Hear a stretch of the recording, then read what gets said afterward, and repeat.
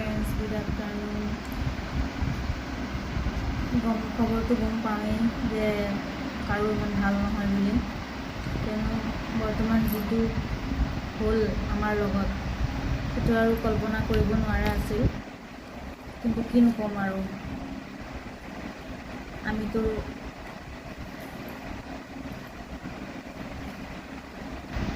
যেতিয়াৰ পৰা এই খবৰটো পাইছিলোঁ তেতিয়াতো বিশ্বাস কৰিব পৰা নাছিলোঁ। কিন্তু মই এটা কথা মোৰ অন্তৰৰ পৰা কৈছোঁ যে ফেমিলিৰ মানুহ এজন ঢুকালে যেনেকুৱা অনুভৱ হয়, ঠিক তেনেকুৱাই জুবিনদাৰ হেৰিত তেনেকুৱা অনুভৱ হৈছে।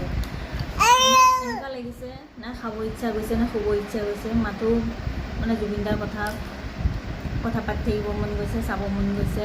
আৰু এনেকুৱা লাগিছে যে গোটেই সময়খিনি সাঁচি ৰাখিব পৰাহেঁতেন বহুত ভাল আছিল।